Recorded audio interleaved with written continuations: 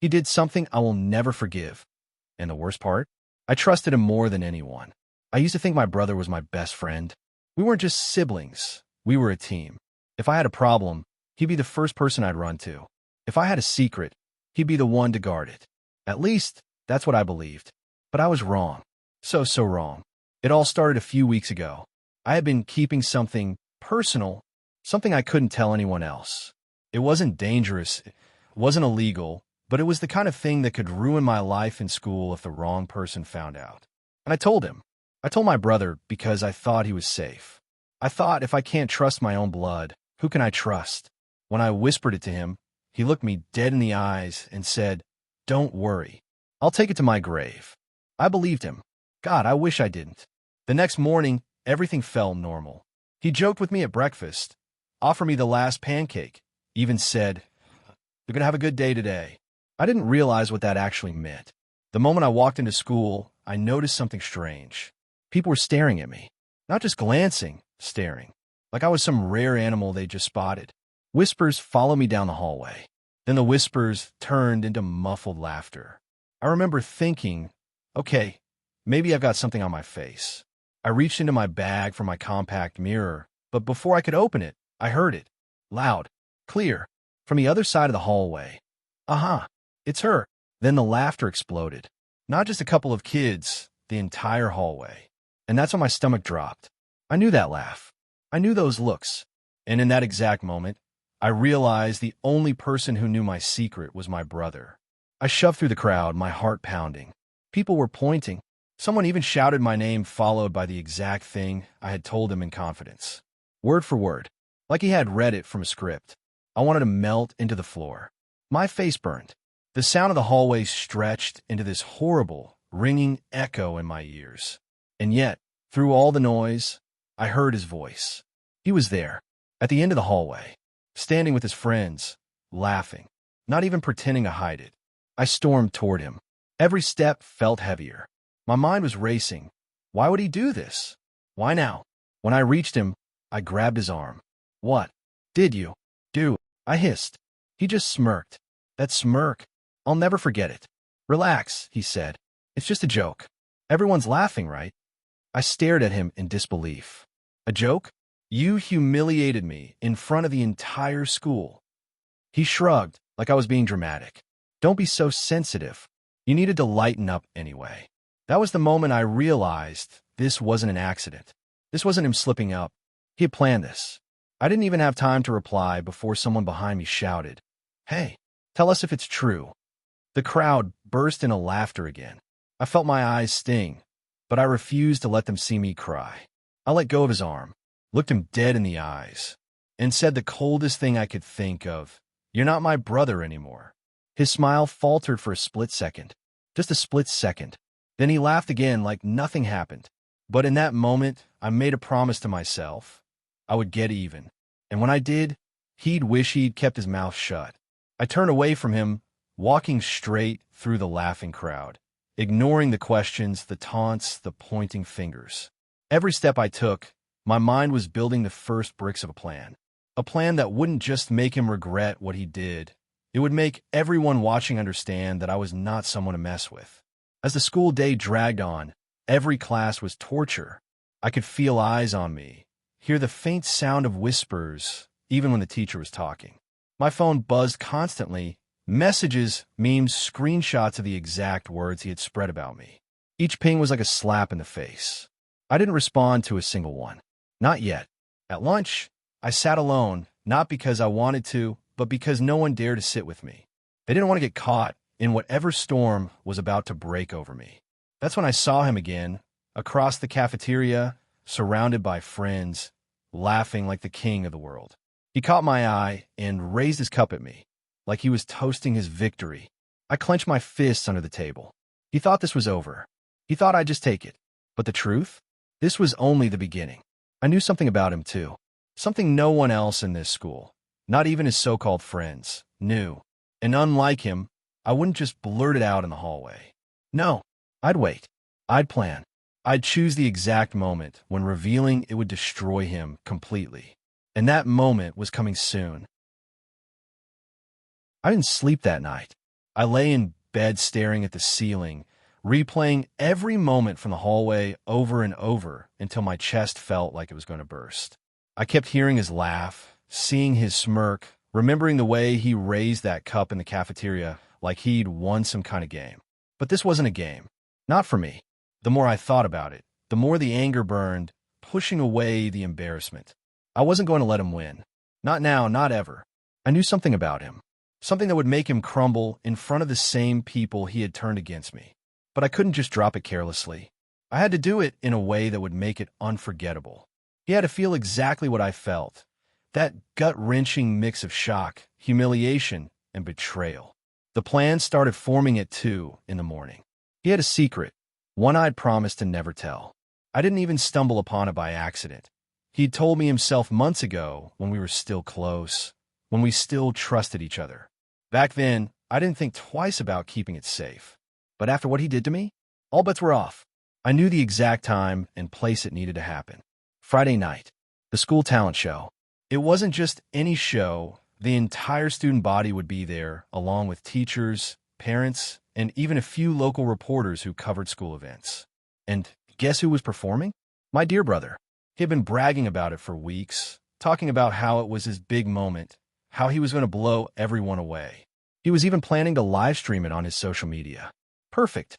By the time the sun rose, I was running on zero sleep, but more determined than ever. At breakfast, he acted like nothing happened. He even tossed me the cereal box and said, "Cheer up, it's not the end of the world." I wanted to throw it back at him, but instead, I just smiled faintly. If he noticed the way my eyes lingered on him, he didn't say anything. Good. Let him think I was over it. The week crawled by. I stayed quiet, playing the role of the defeated little sister who had accepted her humiliation. I barely spoke to anyone, and when people tried to tease me in the halls, I just ignored them. The truth was I didn't care what they thought now. All I cared about was Friday night. By Thursday, I had everything prepared. I'd found the perfect way to expose him without ever touching a microphone. His secret was stored in a file on my phone, locked and ready. The trick was timing. Friday finally came. All day at school, he was buzzing with energy, shaking hands with his friends, hyping up his performance. I overheard him telling someone, "This is going to be the best night of my life." I bit back a smile. He had no idea. That evening, the auditorium was packed. The smell of popcorn and stage lights filled the air. I sat in the second row, my phone hidden in my lap, my pulse thundering in my ears. The acts before him went by in a blur, singers, dancers, a terrible comedy routine. And then it was his turn. He walked on stage, confident, waving to the crowd like a celebrity. People cheered. His friends hooped and clapped. He looked so sure of himself, so untouchable. He picked up the microphone, grinning. "Hey, everyone, thanks for coming out tonight." The lights bathed him in gold, and for a second, I thought about what I was about to do. Was this too far? No. He didn't hesitate to destroy me in front of everyone. This was just balance. As he started his performance, I slipped out my phone. The moment everyone was watching him, I connected it to the projector feed, the same one they use for the background visuals. One tap, and instead of the planned stage graphic, a video started playing on the massive screen behind him. It was his voice, his face, and it was the exact moment he had told me his secret months ago. The words echoed through the auditorium, louder than any laughter I had heard in that hallway. The audience went silent for a split second, and then the whispers started. I saw his eyes flicker toward the screen, confusion turning to horror as he realized what was happening. He froze mid-sentence. His hands gripped the mic so hard his knuckles turned white. People started laughing, not with him this time, but at him. Someone shouted, "Is that true?" Another yelled, "Oh my God." Phones came out. Flash after flash lit up the dark room as people recorded. I just sat there, watching, my face calm, but my heart pounding so hard I thought it might crack my ribs. He tried to speak, to explain, but every word was drowned out by the roar of the crowd. The host rushed onto the stage, trying to stop the video, but it was too late. The damage was done. His big moment had turned into a nightmare, just like mine had in that hallway. For the first time in years, I saw him look small, and I knew this was only the beginning. The moment the talent show ended in chaos, I slipped out of the auditorium before anyone could stop me. My hands were shaking, my heart pounding, but not from fear, from adrenaline. For the first time since that awful day in the hallway, I felt like I had control again. But I knew it wouldn't last. He wouldn't just take this and walk away. My brother had a mean streak, and if I'd learned anything from growing up with him, it was that he hated losing more than anything, especially losing to me. The whispers started before I even left the building. People were still buzzing about the video, repeating his secret over and over like it was the biggest gossip of the year. I caught a few stares and smirks thrown my way, but this time they weren't laughing at me. They were laughing at him, and it felt intoxicating. By the time I got home, I'd already received a dozen texts, half from classmates asking if I was behind it, the other half from people congratulating me like I just pulled off a legendary prank. I didn't reply to any of them. Not yet. The silence would drive them crazy. I knew he'd be home soon, and part of me was almost excited for the confrontation. I sat at the kitchen table, scrolling through my phone. Videos of him on stage were already spreading like wildfire. Some had captions like "Biggest L of the Year" or "This is why you don't mess with people." I knew it was only a matter of time before he saw them. The front door slammed. Heavy footsteps. And then, there he was standing in the doorway, his face pale and tight, his jaw clenched so hard it looked painful. "You think you're clever?" he said, his voice low but trembling with anger. I didn't answer. I just looked at him, waiting. "You ruined me," he snapped, stepping closer. "Do you have any idea what you've done?" I set my phone down slowly. "Oh, I think I do," I said. "Exactly what you did to me. Remember?" His nostrils flared. "That was a joke. This was different. Different because it happened to you." I shot back. His hands curled into fists. For a second, I thought he might actually hit me. Instead, he leaned in so close I could smell the sweat from his performance. "You're going to regret this," he whispered. "I'll make sure of it." I held his stare, refusing to flinch. "Get in line." He stormed off, his bedroom door slamming so hard the picture frames on the wall rattled. I stayed at the table for a while, letting the words sink in. I knew he meant it. This wasn't over, not by a long shot. The next few days proved me right. At school, he didn't hide his rage. I'd catch him watching me from across the hall, eyes cold and calculating. People were still talking about the talent show, but slowly the laughter started to fade, replaced by a new kind of tension. It was like everyone knew a war had started, and they were waiting for the next move. I didn't have to wait long. It happened on Tuesday. I was in the cafeteria, halfway through my lunch, when my phone buzzed with a notification from a private number. I opened it and froze. It was a picture of me, taken just that morning, standing at my locker. Nothing incriminating, except for the fact that it was taken from an angle that made it obvious someone was watching me closely. A second photo followed. This one was from yesterday, outside my house.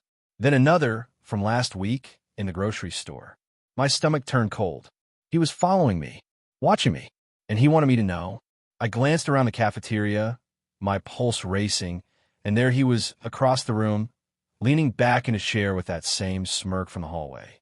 He lifted his phone slightly, just enough for me to see, then mouthed the words, "Your turn." I left my lunch unfinished and walked out, but inside my mind was spinning. If he thought he could scare me into backing down, he was wrong. But I couldn't deny it. This was getting dangerous. The game had changed. This wasn't about embarrassment anymore. This was about who would break first. And I wasn't going to be the one to break. That night, I locked my bedroom door, pulled the blinds shut, and started working on my next move. If he wanted to play with fear, fine.